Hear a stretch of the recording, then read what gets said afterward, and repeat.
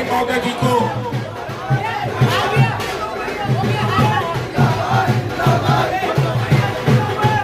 हमारी शैल्या जी शहीद उदय मुदलियार जी की प्रतिमा पर मल्यार्पण कर एवं शहीद अलानुर जी की प्रतिमा पर मल्यार्पण उन्हें श्रद्धा सुमन अर्पित करेंगे। शहीद उदय मुदलियार अमर रहे।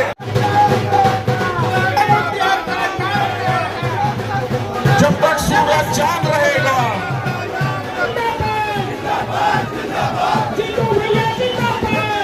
बड़े सम्मान के साथ हमारे माता